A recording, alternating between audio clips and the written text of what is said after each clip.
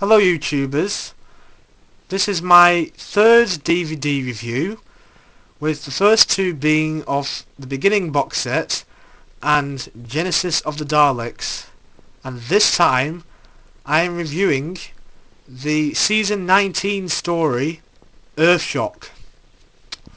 Now this is another one of the greatest Doctor Who stories of all time, as this story features probably two of the most shocking moments ever in Doctor Who's history, and probably the last most shocking moments of Doctor Who's history, as before it got cancelled in 1989.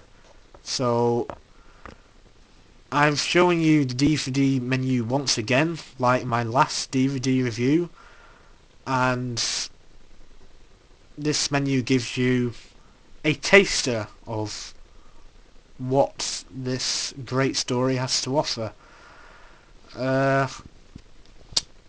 Like the other menu, it's got different pictures, like a row of pictures at the top of the screen. We've got the Doctor Who logo there, we've got Peter Davison, we've got the Cyber Leader, we've got some soldiers, and we've got more Cybermen, which I think was from part 3 or 4, because the Cybermen didn't really feature that often in the first two parts. Yeah, this story is 4 parts long, by the way. For this occasion, I've got my Earthshock Cyberman figure, just like I got my Michael Wisher Davros figure out last time, which my lovely girlfriend gave to me as a gift.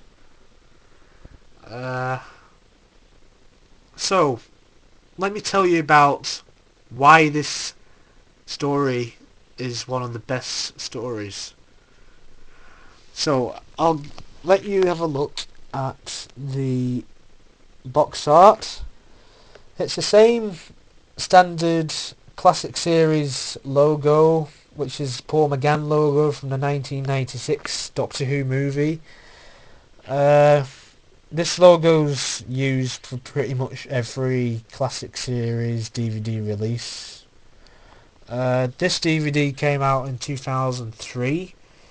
The BBC logo is here, as opposed to before when it was over here, because in the later DVD releases the BBC DVD logo was here, but with the early releases it was above the Doctor Who logo. I don't know why, it just was, because in Genesis of the Daleks, which I reviewed last time for a DVD, the BBC DVD logo was here, and that DVD was released in 2006. I hope I'm making sense, guys.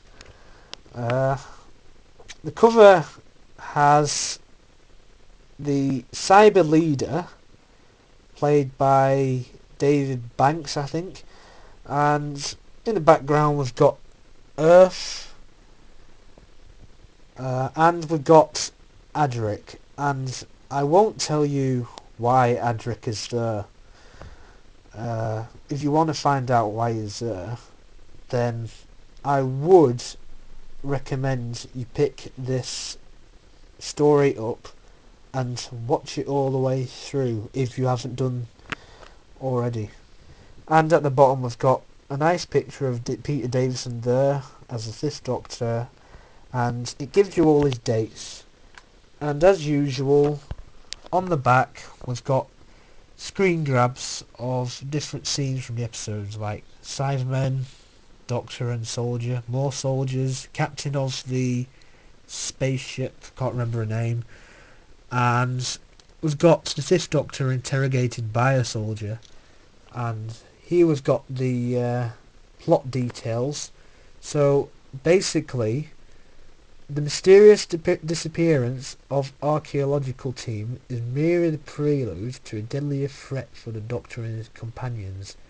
The Cybermen want to destroy Earth, and so on. So, this was the first time that the Cybermen appeared in 7 years, as the last appearance was in Tom Baker's first season, which was season 12. And that spread from 1974 to 75, and that story, Revenge of the Cybermen, actually followed Genesis of the Daleks. But anyway, I'm going off topic. The commentary for this episode is by Peter Davison, Janet Fielding, who played Tegan, Sarah Sutton, who played Nyssa, and Matthew Waterhouse, who played Adric. And like I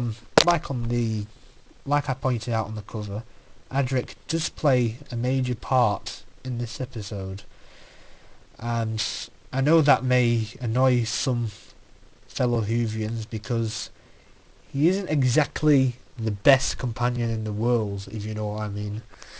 He's quite annoying. There's a good documentary called Putting the Shock into Earthshock, and it's exclusive to the DVD, and it charts the development of and the creation of the story and the unique effect it had on the viewers, particularly the cliffhanger at the end of part 1, which back in the day would have been like, oh my god.